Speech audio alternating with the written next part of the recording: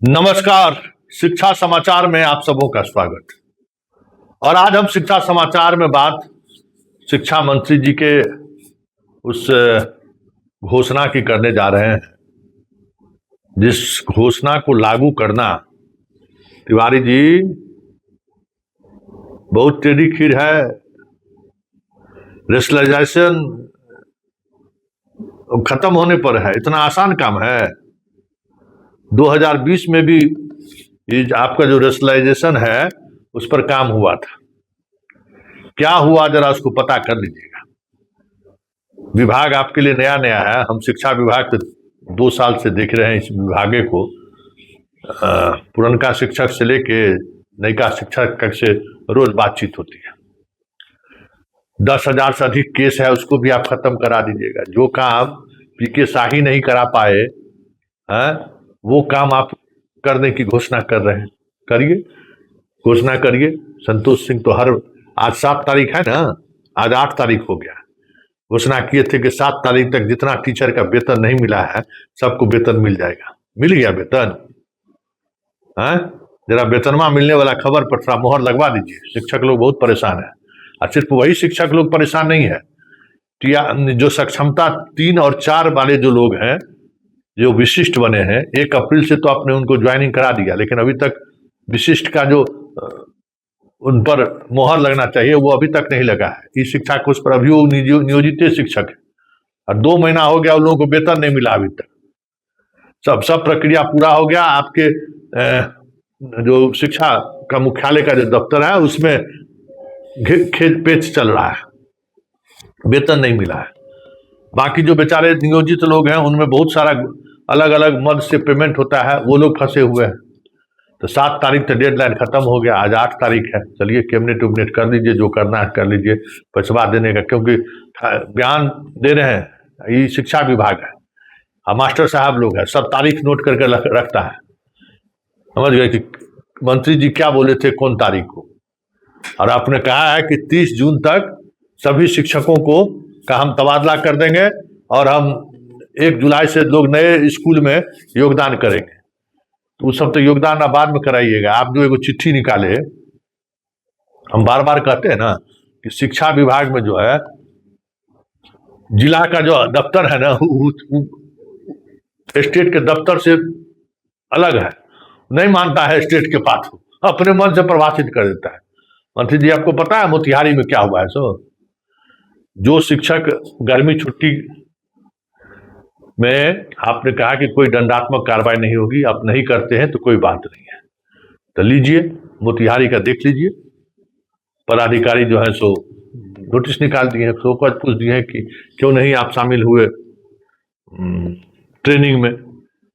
और वैसे बिहार के हर जगह से ये सूचना जल्द आपको मिल जाएगा, क्योंकि जिस भाषा का आपने इस्तेमाल किया है ना उस पत्र में, उसी दिन हमको उसमें पेच नजर आ गया था कि जो चाहे और जो नहीं चाहे, जो नहीं आए तो उन पर दंडात्मक कार्रवाई नहीं कीजिएगा। तो दंडात्मक कार्रवाई नहीं कीजिएगा ये तो आपने कह दिया, तो उसमें बीच का रास्ता अधिकारी सब निकाल लिया है कि कैसे शोकज हम पूछे और दंडात्मक कार्रवाई करें। क्योंकि उस पत्र में एक और भेग है कि अगर गर्मी छुट्टी में जो टीचर लोग जो ट्रेनिंग नहीं करेंगे, स्वेच्छा से जो नहीं आएंगे, उसका कोई आधार होगा ना। किस आधार पर आप नहीं आ रहे हैं? अपने मन से तो नहीं आइएगा, वो आधारवा खोज लिया, कह रहा है कि आधार दीजिए, क्यों नहीं आए आप? ये सब बालू से जो है ना घी निकालने वाला ये सब प्राणी सब है। खैर ये सब तो चलता रहेगा विभाग में, लेकिन सबसे बड़ी बात जो रेशनलाइजेशन की बात कर रहे हैं, रेशनलाइजेशन का मतलब समझते हैं कि बिहार में क्या आप कहाँ कौन सा बिडनी के खोता में आप हाथ डाल रहे हैं। 1 से 5, ठीक है, 120 विद्यार्थी रहेगा तो 4 गो शिक्षक रहेगा, 120 से ज्यादा रहेगा तो हर 40 पर 5 शिक्षक रहेगा।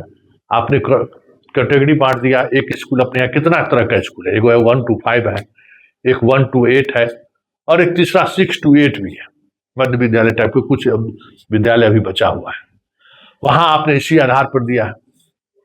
तो जरा पता कर लीजिएगा, एगो राजभवन है यहाँ बिहार में, समझ गया, जो अब लोक भवन हो गया, उस लोक भवन में एगो स्कूल है, बामुश्किल से 40 को विद्यार्थी नहीं पढ़ता है।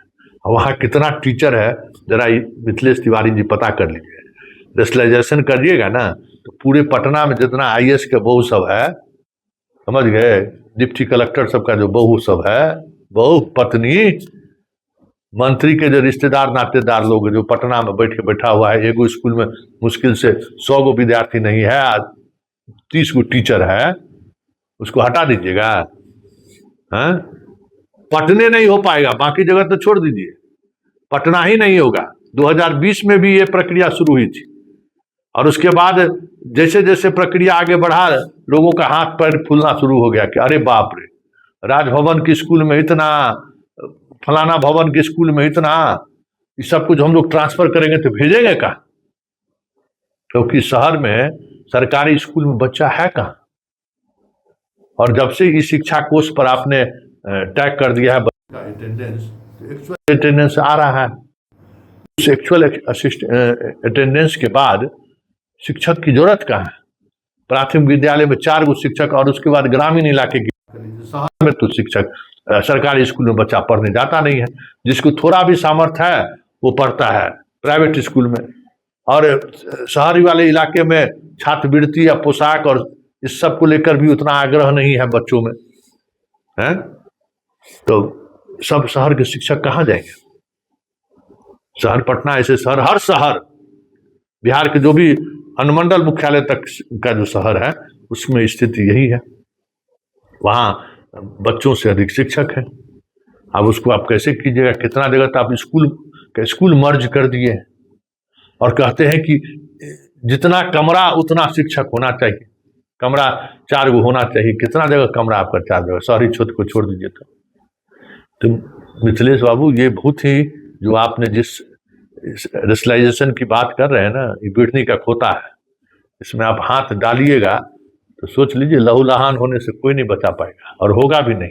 और एक बार अगर आप फेल कर गए विभाग में तो मास्टर सब बहुत कलाकार सब है, हर समय औंठा दिखाते रहेगा, मंत्री को कुछ बुझावे, बड़ा कलाकार है, चूड़ा दही खाने वाला ज्यादा लोग इसमें है ना मास्टर में, समझे, एक से एक कट पिंगिल सब है, परेशान कर देगा आपको।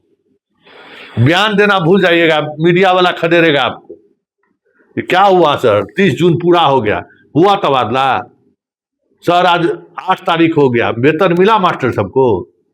खदेड़ के आपको परेशान कर देगा, घर से निकलना मुश्किल हो जाएगा, पीछे का रास्ता से आपको जाना पड़ेगा। और ग्रामीण इलाके में अब बताइए, हर पंचायत में, वार्ड में आप स्कूल खोल दिए हैं 1 to 5 का, है?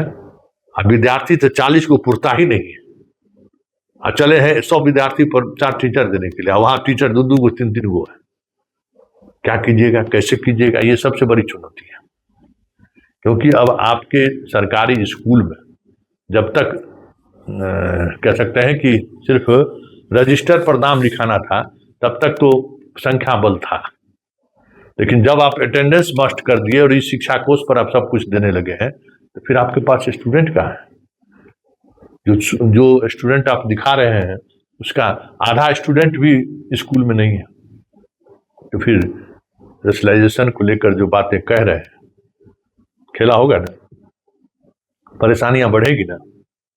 चलिए, शिक्षा समाचार में फिलहाल इतना ही, इजाजत दीजिए, नमस्कार।